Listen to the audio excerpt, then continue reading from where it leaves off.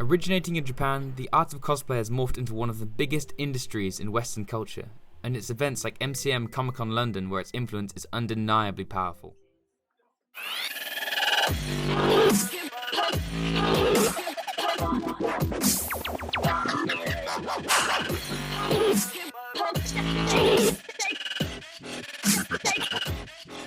Despite its name, Comic-Con draws together a plethora of interests. More than 120,000 people turn up to the London leg of the event every year to indulge in anime, manga, comics, film, and gaming. The interest in cosplay is not only from the performer's perspective. There's a huge fan base that surrounds cosplay. Chloe Warburton, a UK cosplayer who goes by the name of Alien Queen, is an example of someone who adores the culture that surrounds cosplay and is lending a hand in creating a stronger UK community.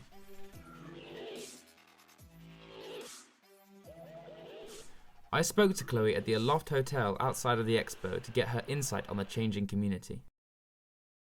How long have you been doing this for then? 5 years. 5 years? Yeah. And how did it start? Friends did it first. And then they said they were doing this thing called MCM, and I was like, oh, it sounded really interesting, and I decided I would try it. So I went for a day back in 2010. Have you missed any since then? Nope. I think cosplay can be whatever you want it to be. I don't see why there should be any boundaries. And it is that society think nerds are weird antisocial kind of people. For example, the Big Bang Theory. The way that they represent them is they're weird, nerdy people that like talk about comics. I love comics and don't get out much. Because a lot of people have normal jobs that do it. For someone like me who makes everything from scratch, it is art because I'm making art. Yeah. Like, if you feel that your passion is past just playing the game, then I don't see why not. Yeah. Why can't you feel like you can be someone else for a day? And I think it is a form of escapism.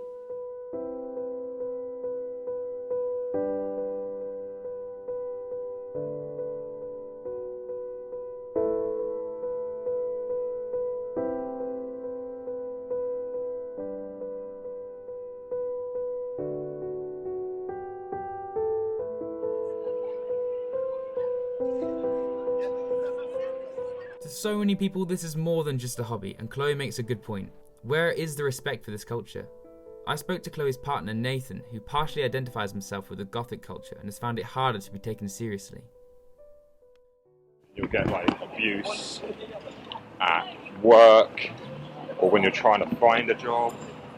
It's just not represented enough, so I feel like people don't have an understanding, and it's the same with cosplay. People just don't understand it, so like that guy who got attacked in his hotel. It's just like people feel, I don't know if they feel threatened or I really don't understand why that happens, but it does. It's just crazy, but I don't know, it's just the way it is, I guess, unfortunately. It's easy to understand the struggle, fighting for something that consumes such a large part of you only to be looked down on by the larger parts of society is something that is receiving a lot of attention, but the stigma against cosplay is still evident. I'm proud of what I do. A lot of people do keep it still in what jobs they've got, but I don't need to do that. It is that big a part of my life. People already know that about me.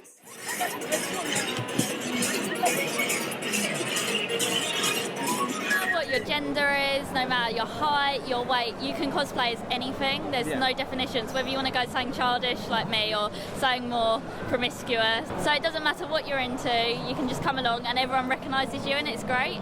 It's a celebration away from day-to-day life. It's the only kind of event where you can dress up and feel like part of something massive. Oh yeah. So it's kind of escape from work and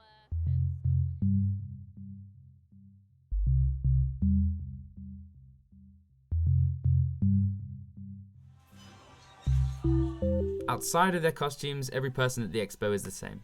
These people have jobs, they have families, they have friends, and it's something that necessitates compassion from so many more people.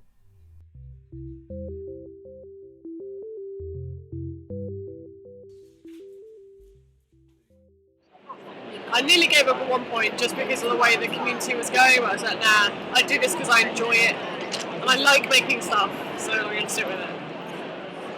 Regardless of whether I'm popular or not. Like, there was a point where I was just doing it because I like the attendance, but I don't need that anymore. I don't need it. I get it, but I don't crave it.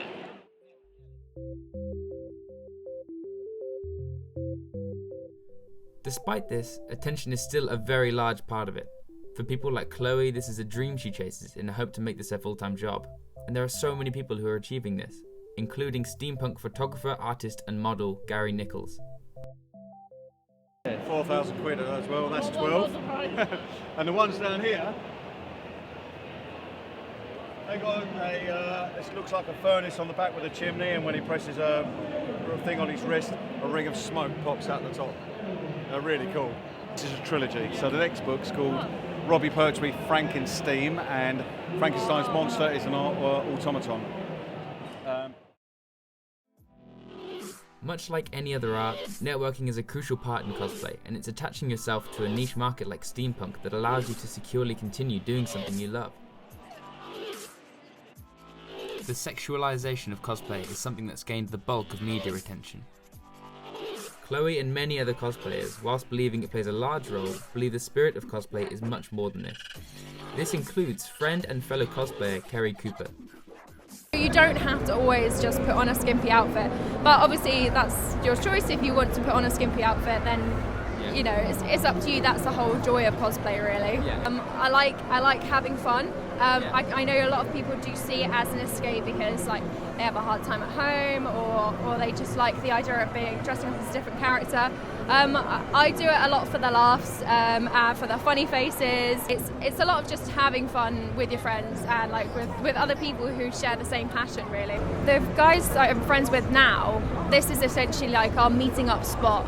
We go to conventions together, we plan cosplays together. It's what we do, it's how we stay connected, really. It is a great way of meeting new people and people who have the same interests as you, really. It's the way characters are drawn. It's the costume choices, yeah. And the skimpier ones will always be the more like popular ones, always. No, I've had a really good time. I haven't seen as many people as I'd hoped, but I always find out with Expo now that I never see anyone that I know. I think it's a different crowd. It's evolved, changed since I've been open. I was going to say, you've been at it for 5 years. Oh yeah, it's hugely different from when I started. It would never get this busy I mean, it's quiet now. This is probably what it was like for the whole weekend. And I obviously it was half the size of this.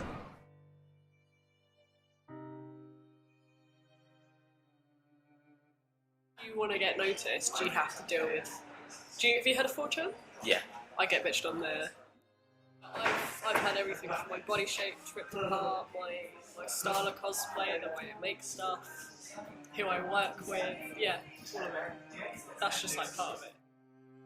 A big part of the reason why I enjoy start doing it is because the people, they are really nice. They're always really nice. Until you get on the internet. I mean, I've always been kind of confident, but you just become immune to it.